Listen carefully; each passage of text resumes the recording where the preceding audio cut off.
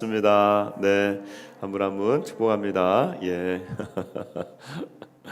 여러분 함께 또 준비하시는 모든 분들 축복하고, 현장에서 예배하시는 분들, 각 처소에서 예배하시는 분들, 온라인으로도 들어오시는 분들 또 축복합니다. 오늘은 우리가 요한복음 계속해서 말씀을 좀 듣도록 하겠습니다. 오늘 말씀은 나사로 이후의 이야기입니다. 죽은 나사로를 살리신 예수님, 그 이후에 벌어지는 아주 급박한 상황들, 그 상황들을 함께 나누어 보도록 하겠습니다. 여러분, 예수님께서 죽은 나사로를 살리셨다는 거 다 이미 함께 들었었죠. 죽은 나사로를 살리신 예수님 이후에 이제 상황이 급박하게 전개가 되는데, 이전까지는 예수님께서 많은 사역들을 하시고 많은 기적들을 일으켰지만, 그 기적이 예수님에 대한 어떤 뭐랄까요, 그 아주 큰 위협은 아니었어요. 그런데 이제 예수님의 가장 강력한 이 기적, 죽은 사람을 살린 이 기적을 맛보니까 사람들이 예수를 믿기 시작하고 예수를 따르는 숫자가 너무 많아지는 거예요. 이걸 보면서 이제 문제가 생긴 겁니다. 유대인의 지도자인 대제사장과 그리고 그를 따르는 많은 사람들, 이 종교 지도자들 있죠. 이 종교 지도자들과 예수님을 따르는 자들과 이제 세력이 비등해지니까 기존 권력이 견제하기 시작합니다. 이전까지는 그냥 서로 병존하면서 병행하면서 같이 가다가, 이제 이쪽이 예수님이 점점 따르는 사람들이 많아지니까 어쩔 수 없이 이쪽에서도 마지막 전쟁을 준비하는 거죠. 원래 이게 세력이 그래요. 세상에서 세력이 한 나라가 강해지면 점점점 보고 있다가 강대국이 누르기 시작하죠. 여러분, 우리가 그것을 지금 어디서 보고 있죠? 미국과 중국이죠.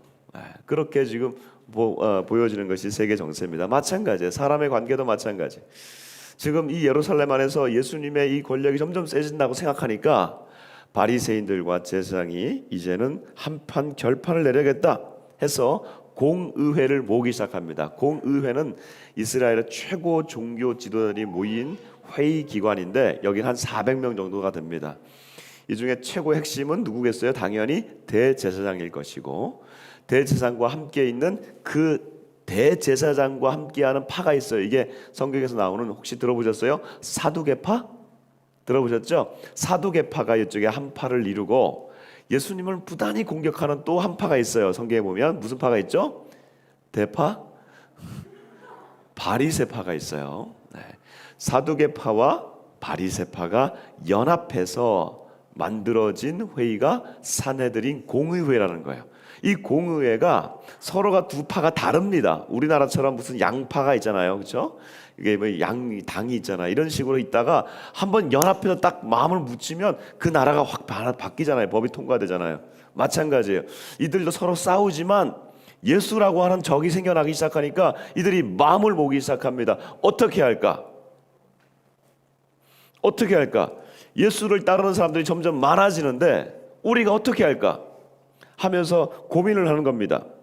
여러분, 그 고민의 흔적을 우리가 48절에서 읽어볼 수 있는데, 같이 한번 읽어볼까요? 48절, 이 얘기를 그들의 언어로 잘 한번 읽어보십시오. 48절입니다. 시작.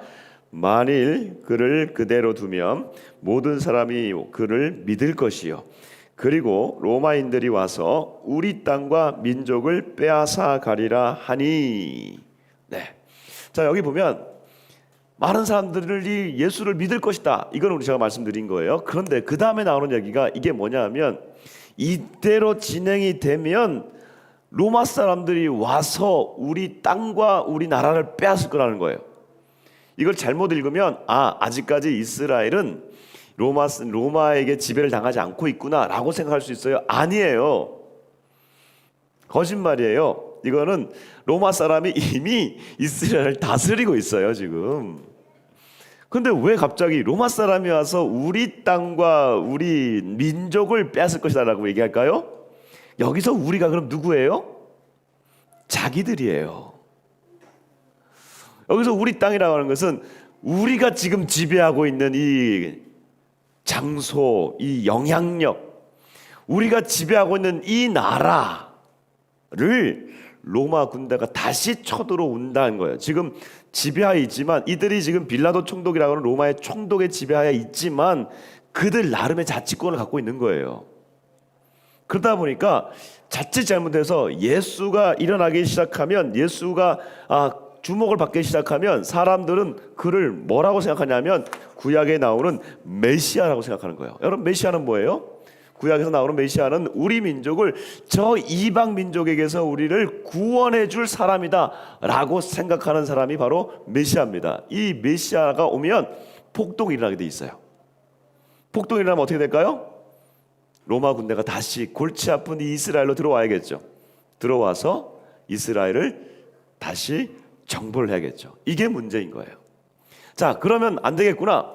그러면 저 사람을 어떻게 할까 고민을 하는 거죠. 너무 고민스러운 겁니다.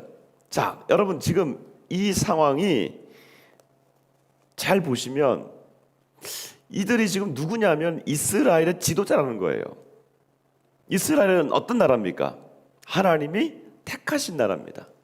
하나님의 백성이고 하나님의 택한 민족이에요. 하나님의 택한 민족을 하나님이 하나님의 사람을 세우셔서, 지도자들을 세우셔서 그들로 이 이스라엘을 통치하게 만든 그런 민족이에요. 그러면 이 지도자들은 어떤 역할을 해야 되는 거예요? 하나님의 마음을 가지고 이들을 지도해야 되는 거예요. 근데 지금 오늘 여기를 보니까 결국 뭐예요? 하나님의 마음이에요? 자기들 생각이에요? 우리 주일학교 생각 얘기해 보세요. 이거 하나님의 마음이에요? 자기들 생각이에요? 우리 여러분 생각이 맞죠? 이거 하나님의 마음으로 다스리는 거예요? 자기들 마음으로 다스리는 거예요? 자기들 마음으로 다스리고 있는 거예요. 우리 땅과 우리 민족이라는 거예요. 여러분, 이 하나님의 백성들의 이 지도자들이 선하지가 않아요. 자기들 생각밖에 없어요. 이때 누가 나서느냐? 바로 대제사장인 가야바가 났습니다. 가야바가 나오기도 하고 안나스라고 하는 또 대제사장이 나와요. 대제사장은 한 명밖에 없잖아요. 근데 왜 두 사람이 나와요? 또 계속 나와요. 이건 어떤 일이냐면 이게 로마가 통치하고 있다고 그러잖아요. 그래서 로마의 총독이 와가지고 그 대제사장을 해임시켜 버렸어요. 그러니까 와가지고 해임시키니까 안나스의 아들들이 쭉 연달아서 하게 돼요. 그 중에 한 사람이 가야바예요. 그래서 이게 왔다 갔다 해요. 아직 안나스가 죽지 않았기 때문에 그래요. 자, 어쨌든 가야바가 나왔어요. 나와서 명언을 얘기합니다. 고민하고 있는 이 지도자들에게 아주 명석하게 해석을 하나 해주고 해결책을 하나 해줘요. 그게 뭐냐? 여러분이 같이 한번 읽어보겠습니다. 이제 요한복음 11장 49절 50절 같이 한번 읽어보십시다. 49절 50절 같이 읽습니다. 시작. 그 중에 한 사람 그 해의 대제사장인 가야바가 그들에게 말하되 너희가 아무것도 알지 못하는도다. 한 사람이 백성을 위하여 죽어서 온 민족이 망하지 않게 되는 것이 너희에게 유익한 줄을 생각하지 아니하는도다 하였으니. 네, 가야바가 너희들 왜 이렇게 고민하냐? 너희들 자칫하면 지금 예수의 권력이 너무 커지면 로마가 와서 우리를 정복하면 우리의 것이 뺏길 것 같지? 그러면 이렇게 고민만 하지 말고 내가 해결책을 해낼게. 한 사람이 백성을 위하여 죽어서 온 민족이 망하지 않게 되는 것이다. 결국 뭐예요? 예수를 죽여라. 이거예요. 예수 한 사람을 죽이면 어떻게 끝날 테니까 예수를 죽여라. 너들 왜 이렇게 고민하냐 이거예요. 자, 이 가야바의 이 말은 참 세상적으로는 참 맞는 말이에요. 그렇죠? 왜냐하면 이 사람은 예수를 처결함으로써 이스라엘을 살리고자 하고 자신의 권력을 계속해서 유지하고 싶은 거예요. 이 말이 세상적으로 맞아요. 그러나 아까 말씀드렸듯이 하나님의 지도자들로서 이 말이 맞습니까? 아니죠. 하나님의 지도자로서는 이 말이 하면 안 되는 거예요. 이거는 세상 정치판에서는 가능해요. 오늘날 우리 정치판을 보세요. 판이란 말 나쁜 의미가 아니라 그냥 정치에 있는 그냥 판이에요. 그냥 정치를 보면 오늘의 친구가 내일의 적이 되고 내일의 적이 오늘의 협력자가 돼요. 이건 정치에서는 가능한 일이에요. 언제든지 쉽게 바뀌더라고요 보니까.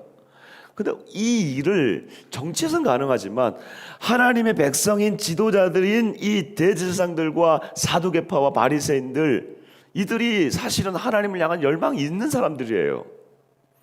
그런데 그들의 입장에서 지금 너무나 쉽게 뭐라고 얘기하고 있는 거예요? 세상 정치에서 얘기하고 있는 거예요. 그러니 지금 이 얘기는 와 맞다라고 하지만 스스로 뭘 만드냐면 그들 모임을 정치판으로 만든 거예요. 그들이 명확하게 정직하게 하나님 앞에 반응하려면 어떻게 반응해야 되냐면 왜 예수라고 하는 사람을 저렇게 따르는 것일까? 얼마 전에 나사로가 죽었는데 나사로를 살렸다는 그 얘기를 듣고 도대체 어떻게 살릴 수 있는가?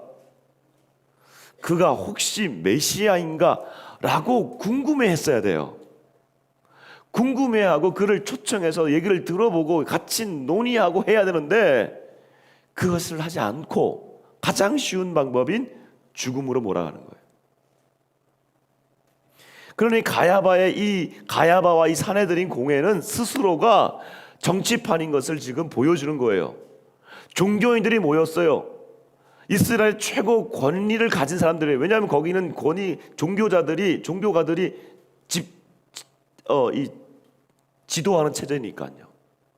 종교가들이 모여서 스스로 지금 그들이 표방하고 있는 것은 우리는 정치 집단이라는 거예요.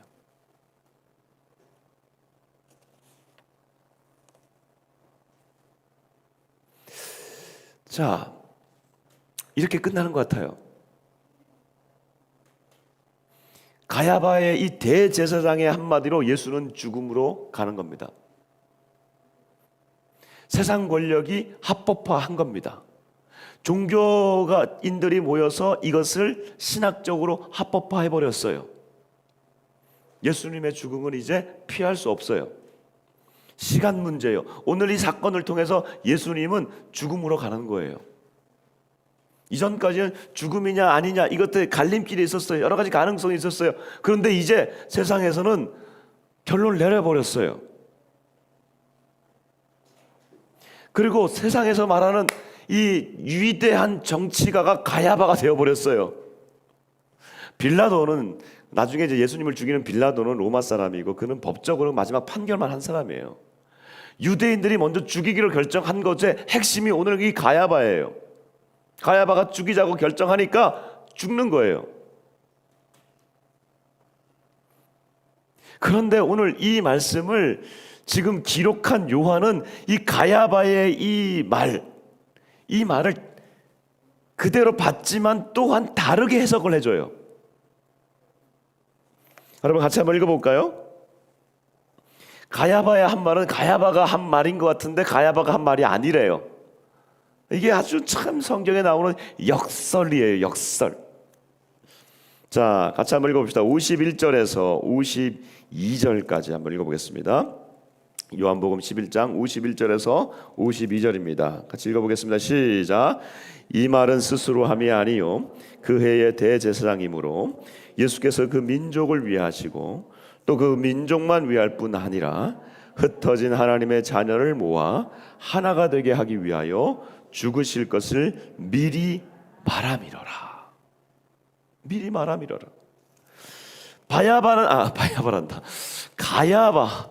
옛날에 그 바야바라고 하는 영화가 있어가지고 가야바는 자기의 이익을 위해서 얘기한 거예요. 예수를 죽여야 된다. 우리 공동체를 위해서 예수를 죽여야 된다라고 얘기를 했는데 그가 서 있는 직분은 대제사장이에요. 어찌됐든. 근데 이것을 기록한 요한은 가야바가 스스로 얘기한 게 아니라는 거예요.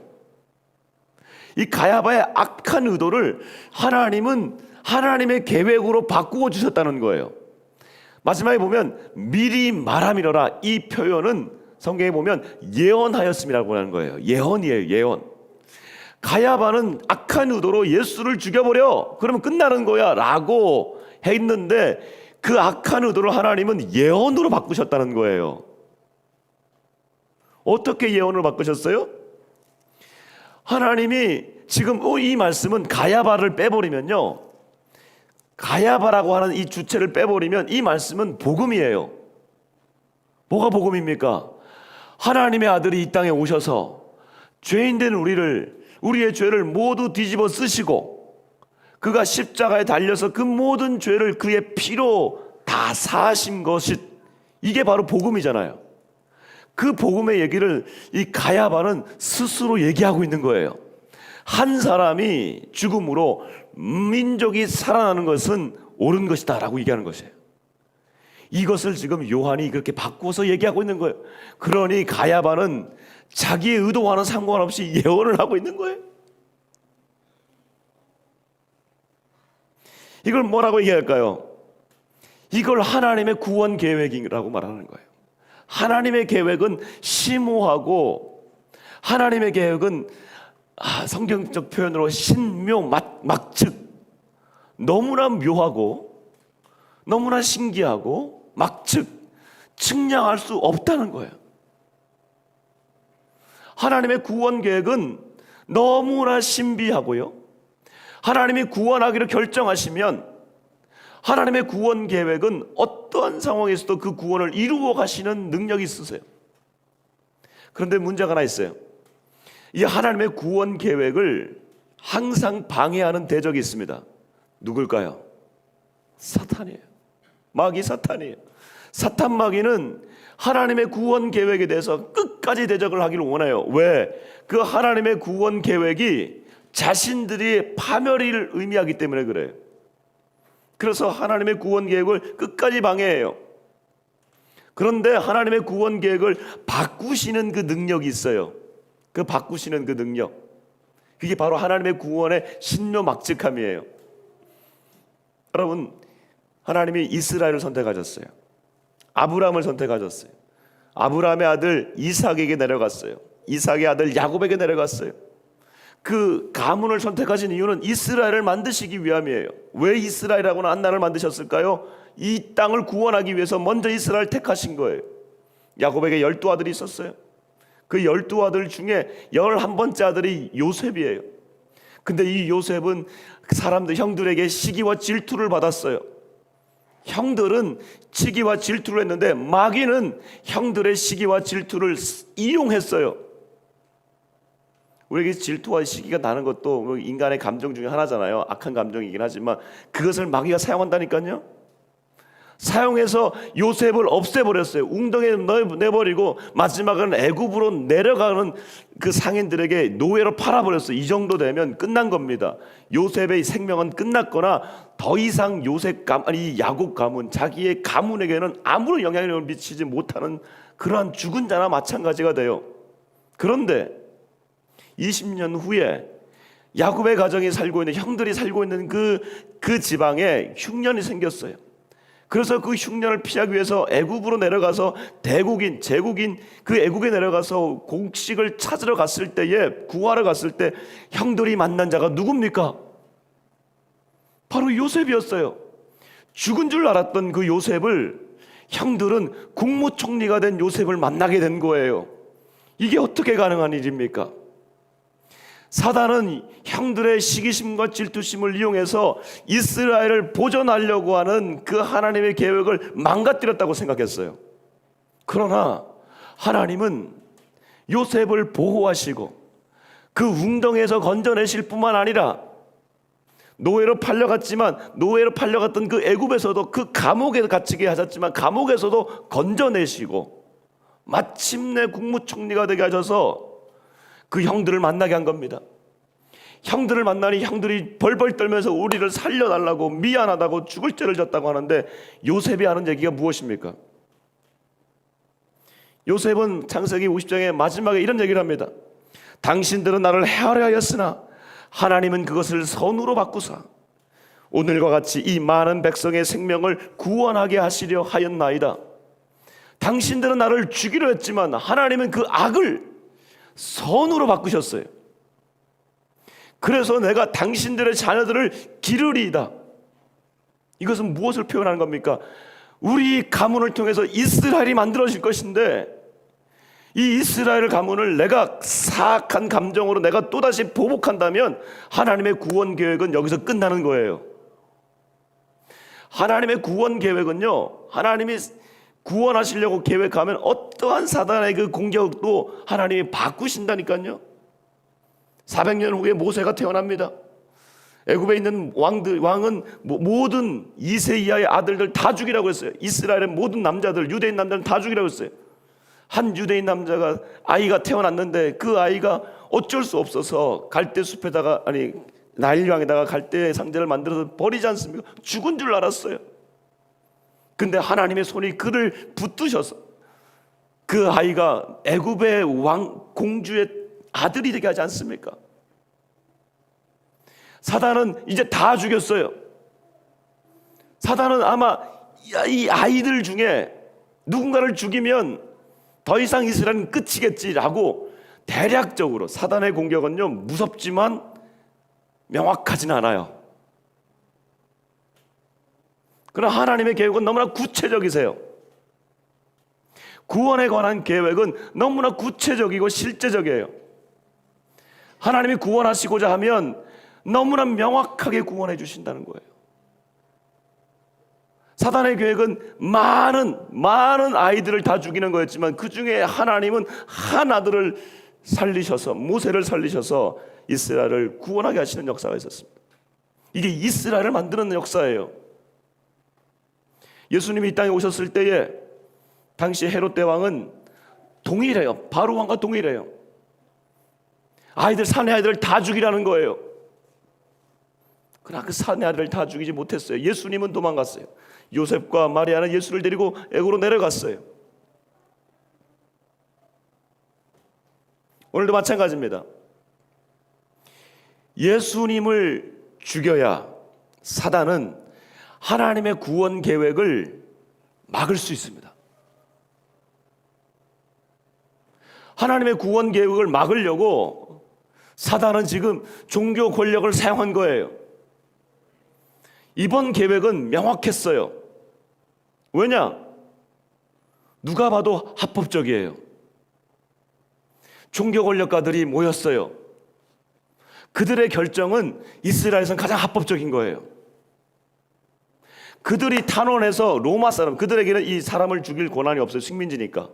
그러니까 그들을 지배하고 있는 로마 권력에게 가서 나중에 총독 빌라도 총독에게 탄원하는 것입니다. 이 예수를 죽여주십시오. 내가 볼 때는 아무런 잘못이 없는데, 아닙니다. 이 사람은 죽을 죄를 졌습니다. 죽여주십시오. 간청하니까 죽게 되는 거예요. 합법적이에요. 최종적이에요. 더 이상 바꿀 수 없어요. 사단은 성공했습니다. 사단이 명확하게 성공한 것 같아요. 그러나 여러분, 하나님의 구원 계획은 더 명확합니다. 사단은 하나님의 이 놀라운 구원 계획을 몰랐어요. 세상이 말하는 죽으면 끝난다, 예수라고 하는 저 하나님의 아들을 죽이면 이제 우리가 이 땅을 접수한다,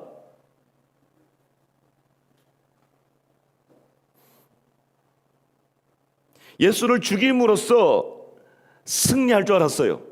그런데 하나님은 예수의 죽음을 사용하셨어요. 근데 그 죽음이 이미 구약에 예언되어 있는 거였어요. 그가 찔림은 우리의 허물을 위함이요, 그가 상함은 우리의 죄악을 인함이라. 이미 하나님은 죽음으로써 우리의 죄를 사해 주신다는 것을 구약의 제사를 통해서, 양들을 죽임으로써, 소를 내 나 대신 죽임으로써, 제물로 드림으로써 우리의 죄가 사한다는 것을 이미 보여주셨는데, 사단은 이것을 알지 못했어요. 이 깊은 의미를 알지 못했어요. 예수님이 지금 제물 되신다는 것을 알지 못했어요. 그냥 예수를 죽이면 끝나는 걸로 알고 있었어요.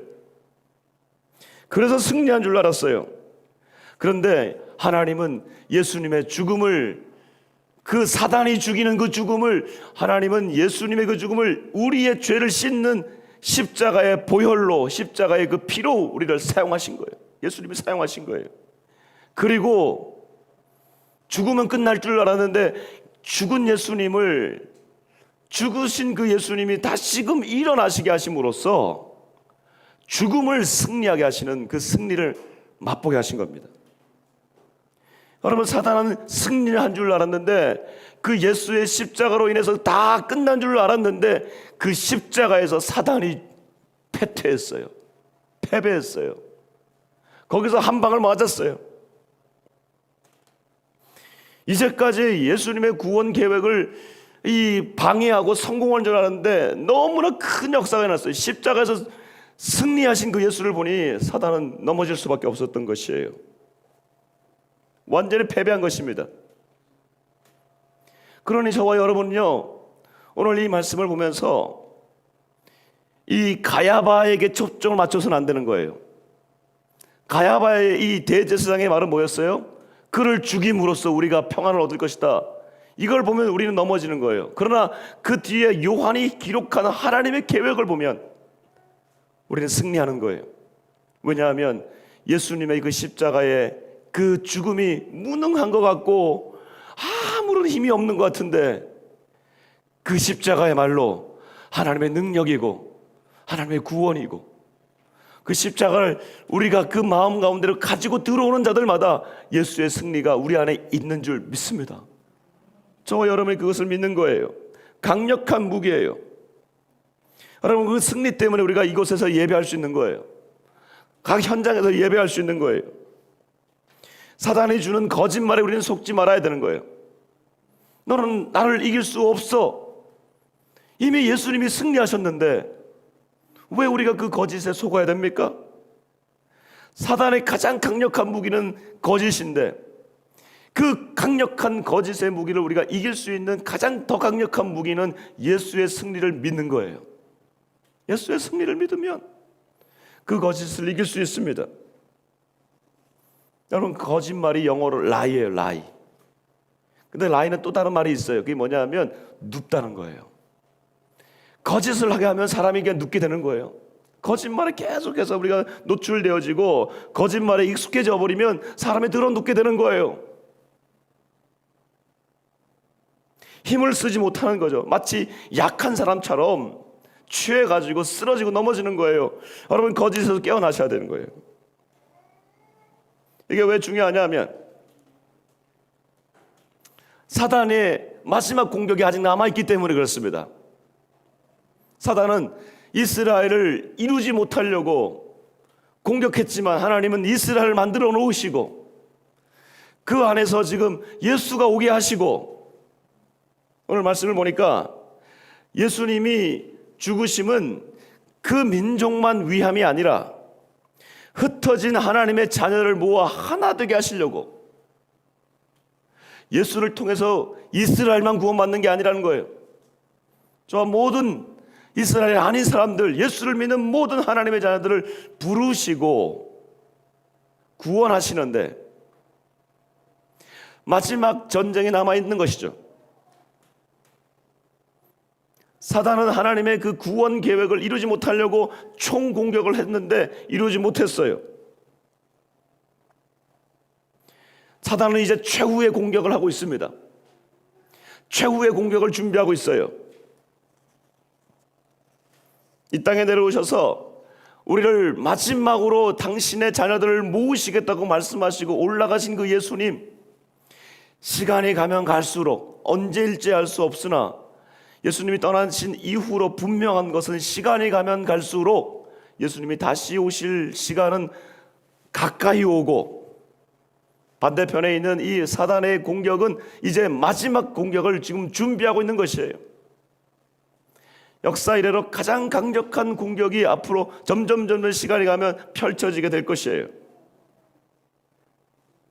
총공격이에요. 그 공격에서는 우리도 예외가 아닙니다. 여러분, 이럴 때에 우리 성도들이 붙잡아야 될 것이 무엇일까요? 이 땅에서 우리가 어떻게 이 문제 해결하고 저 문제 해결하고 이 문제가 아니라는 거예요. 우리에게는 이 마지막 공격이 남아있다고 하는 사실을 기억하면서 살아가는 것이 중요하다는 것이에요. 하나님은 당신의 자녀를 구원하시기로 결정하시고 그 구원을 계획을 만들어 가실 때에 사단은 계속해서 끊임없이 공격한다고 말씀드렸어요. 그러나 그 공격은 하나님의 구원 계획과 비교하면 아무것도 아니라고 말씀드렸어요. 근데 우리가 그 공격에 집중하다 보면 우리가 놓치는 게 하나 있어요. 그 공격이 너무 커 보여요. 그 공격이 너무 커 보이고 우리는 그것을 집중하게 되고, 근데 하나님은 우리를 한편에서 우리를 구원하시겠다고 하는 그 놀라운 구원 계획은 너무나 단단하고 너무나 강하고 우리를 이끄시는 그 힘은 너무나 강력한데 우리가 그 공격에 집중한다는 거예요. 여러분, 하나님의 이 우리를 구원하시려고 하는 이 구원의 계획을 뭐라고 하냐면 절대 주권이라고 하는 겁니다. 하나님의 절대 주권은 너무나 강력한 거예요. 이것은 시기가 어려우면 어려울수록, 오늘 이 본문에서 보면 가장 시기가 어렵습니다. 아마 예수님의 이 사역 중에서 가장 많은 그 타격을 받은 시간이 아닐까 싶어요. 예수님 스스로도 이 사건 이후로 이제 죽음으로 가면서 겟세마네 그 동산에서 기도하시거든요. 죽음을 앞두고 기도하시거든요. 예수님이 3번 울었다고 제가 말씀드렸죠. 2번은 예수님께서 실제로 눈물을 흘리신 거예요. 예루살렘 성을 보시고 우시고 죽은 나사로를 보시고 우시고, 마지막 한 번은요 우신 게 아니라 눈물이 땀처럼 나온 거예요. 겟세마네 동산에서 땀이 핏방울이 되니라 이걸 눈물로 봐요. 피눈물을 흘린 거예요. 그 예수님이 이 피눈물을 흘릴 그 시기까지 그 고통스러운 거예요. 가장 흑암이에요. 그런데 오늘 요한은 이 가장 그 흑암의 그 사건을, 시초를 지금 바꾸고 얘기하고 있는 겁니다. 이는 그 대제사장이 하나님의 계획을 미리 예언함이라. 가장 어둠이 있고 가장 아픔이 있는 그 시기에 하나님의 구원 계획은 악이 선으로 바뀌고, 하나님의 구원 계획은 갑자기 드러나서 우리를 역전시키는 그러한 상황으로 몰아가신다는 거예요. 여러분, 이 어려운 이 코로나 시기 정말 어렵습니다.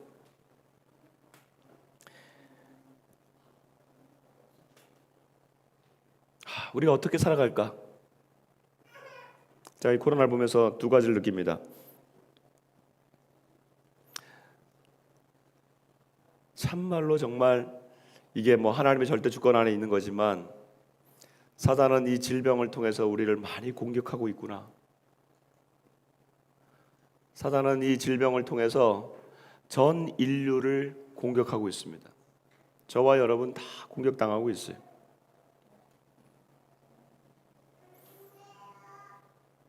아마 이렇게까지 장기간 고통하는 전 세계가 고통하는 질병은 처음일 거예요. 이제 정말 총공격이 시작되는 건가? 그런 생각이 들어요.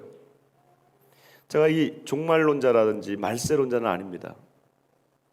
그러나 우리가 이 성경의 이 시간들을 보면 하나님의 이 계획을 만지막으로 이끌어 가실 때 이런 현상들이 나타난다고 말씀하셨거든요. 그러니까 우리의 관점은 이게 바로 그때인가 하는 자세가 필요해요.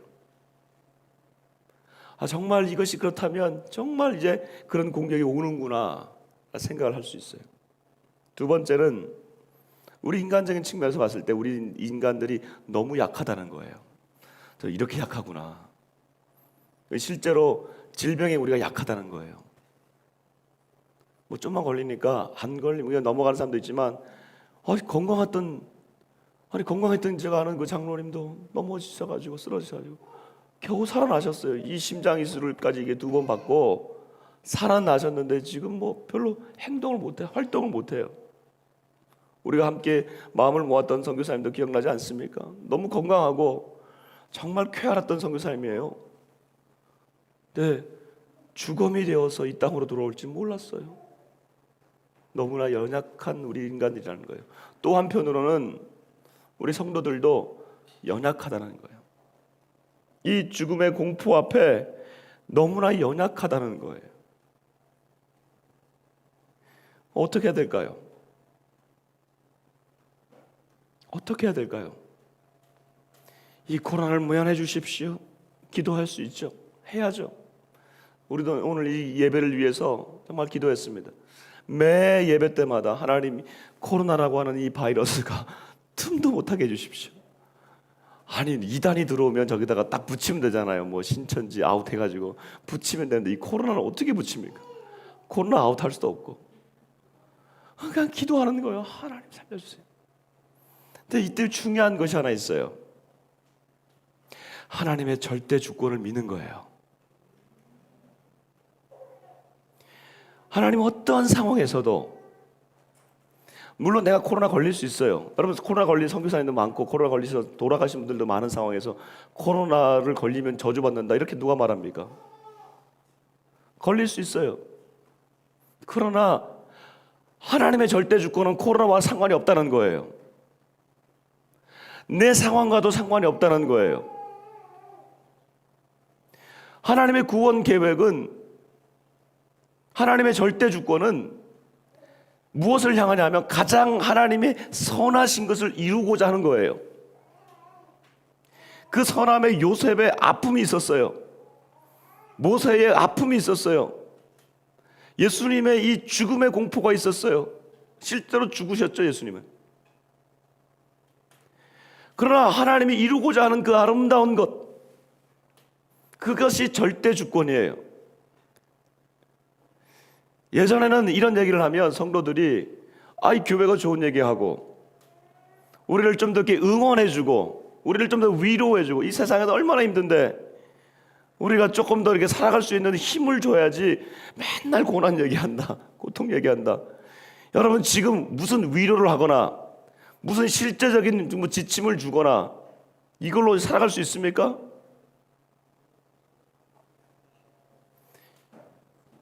그거 가지고 위로가 됩니까? 가장 절체적인 절명의 이 순간에 있는 사람들에게는요, 그런 무슨 지침이나 무슨 그 디테일한 어떤 그런 행동 지침이 중요한 건 아니에요. 이 어둡고 막막할 때 가장 우리가 마지막으로 붙들어야 될 것은요, 하나님이 구원하기로 결정하신 분들은, 하나님의 구원 계획을 갖고 있는 사람들은 절대 망하지 않는다고 하는 하나님의 절대 주권을 붙드는 겁니다. 그걸 붙들지 않으면, 이걸 붙들지 않으면 살아날 수가 없어요. 저희 학교에서 그 선교 세미나를 했어요. 저도 하나를 발표하고 다른 교수님도 하나를 발표했는데, 그 교수님 저도 뭐 제가 발표했는데, 제가 발표한 것보다 그 교수님이 발표한 게 저한테 너무나 큰 은혜가 됐고, 그 모든 선교사님들, 선교 단체들이 장들이 오셨어요. 선교 단체의 장들이 오셔가지고 그 발표에 굉장한 은혜를 받았어요. 그게 뭐냐? 결국은 하나님의 절대 주권에 관한 얘기였어요. 그게. 근데 그게 왜 선교 단체 장들에게, 선교사들의 그 대표 기관인 장들이니까 이분들 대단하잖아요. 근데 그분들이 왜 거기서 큰 그 감동과 위로를 받았느냐? 어떤 지침 때문이 아니었어요. 그들이 이 선교지가 무너지고 선교사들이 좀 돌아와야 되고, 돌아와서 어떻게 다시 리로케이션, 어떻게 다시 이 재배치를 해야 될 것인지, 선교지는 다 상황이 끝나버리고 돌아왔는데 선교사들은 지금 갈 곳이 없고, 그 젊을 때 선교사들이 나가가지고 헌신했던 그분들이 돌아오니까 이 땅에서는 기초생활수급자가 되어버리고, 자신의 젊을 때 가장 좋은 것을 하나님께 드렸는데 돌아와서 보는 사회적 냉대이고, 선교장들이, 선교사들을 대표하는 그분들이 너무나 큰 고민 가운데 있는 거예요. 그런데 그날 선포된 것은 하나님의 절대 주권이었어요. 우리가 이것을 해석하려고 노력하지만 모든 이 해석과 그 다음에 지침들은 하나님의 절대 주권 하에 있어야 되는 거예요. 이 하나님이 이 모든 상황을 컨트롤하시고 이 상황 가운데서도 하나님은 하나님이시고, 우리가 선교를 더 많이 하거나 선교사들이 더 들어와서 힘들고 어려운 이 상황이지만 결국 이 모든 상황에서 영광을 받으실 분은 하나님이시다. 이 메시지가 선포되어지니까요, 선교장들이요 얼마나 큰 힘을 잃었는지 몰라요. 자, 거기서 그걸 보고 느꼈어요. 저는 좀 디테일에, 저도 이렇게 약간 이렇게 추선생님입니다만 이렇게 발표를 할 때마다 그냥 디테일한 것 이렇게 발표를 했는데, 저 큰 느낌을 받았어요. 도전을 받았어요. 하나님의 주권이구나. 이 시대를 살아가게 하고 이 시대를 뚫고 나가게 하는 것은 하나님의 절대 주권을 믿는 믿음이구나. 내가 확신하노니 사망이나 생명이나 천사들이나 권세자들이나 현재일이나 장래일이나 능력이나 높음이나 깊음이나 다른 어떤 피조물이라도 우리를 우리 주 예수 그리스도 안에 있는 하나님의 사랑에서 끊을 수 없으리라.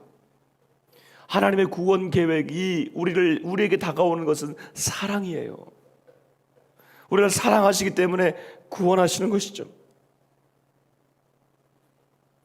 이 어려운 시대, 이 암흑의 시대, 혼돈의 시대, 아무것도 우리가 잡을 수 없는 이 시대는요, 우리가 붙들어야 되는 것이 하나님의 절대 주권이에요. 그분이 이 어려운 시대 가운데서도 통치하시는데, 특별히 예수께서 다시 오시겠다고 말씀하신 그 말씀을 우리가 기억한다면 우리 사단의 공격은 점점 더 강해질 것이고, 우리를 시험에 들게 하는 일은 점점 많아지게 될 것이고, 우리의 마음은 점점 어려움 가운데로 들어갈 것입니다. 거짓에 우리의 마음을 올려드리지 말고 이 모든 상황을 한꺼번에 역전시키실 수 있는 그 하나님을 믿으십시다. 그 하나님을 믿는 거예요. 그 하나님을 믿고 그 자리에 서 있는 거예요. 지금은요, 초대교회 같아요. 제가 계속해서 말씀드리지만 초대교회, 특별히 313년 전에 그 교회, 그렇게 핍박이 심했던 그 시기, 아무것도 보이지 않던 그 시기, 그 시기를 우리가 본받아 가는 거예요. 그들이 모여서 죽음을 각오하고 예배합니다. 모이는 자들마다 손가락질 당하고, 로마에서는 모이는 자들마다 잡아서 불에 태우고 사자에게 넘겨주고 화형을 시켜버리고, 화형도 보면 이 십자가 같은 데가 달아가지고 거기다 기름을 부어놓고 로마 사람들은 그것을 가로등 삼았어요. 그렇게 아무것도 보이지 않는 그 시대처럼 살아갔지만 하나님은 한꺼번에 역사를 역전시키셨어요. 아무리 어둡고 어려운 시대라고 할지라도 우리는 하나님의 절대 주권을 믿는 겁니다. 그 하나님이 마지막에 이 땅에 오셔서 우리를 그렇게 공략하고 힘들게 하는 사단이라고 하는 이 존재를 영원한 불못에 던져버리시고 하나님의 화평과 평화를 이 땅 가운데 가져오실 것입니다. 그것을 믿는 거예요. 성도들이여, 이 땅에서 아무리 힘들고 어려워도 이 어려운 시대 가운데 하나님을 예배하기를 멈추지 마십시다. 여러분, 예배하기를 멈추면 끝나버리는 거예요. 어떠한 상황에서도 예배하기를 멈추지 말고 이 신앙을 자녀에게 가르치기를 그치지 말고, 내가 있는 그 현장에서 우리 하나님의 이 절대 주권을 믿으면서 눈물을 흘리는 한이 있더라도, 고통이 있는 한이 있다 할지라도 죽지는 않습니다. 죽을 것 같은 고통이라 할지라도 그 자리에서 우리 하나님을 예배하고 하나님의 주권을 선포하면 우리 하나님 살아계십니다. 그 하나님이 저와 여러분을, 우리의 가정을, 우리 공동체를, 그리고 이 민족을, 그리고 전 세계 하나님의 백성들을 다시 모으실 줄 믿습니다. 그날이 올 때까지 여러분이 믿음의 길을 걸어가시기를 주님으로 축복합니다. 이제 우리 같이 찬양하며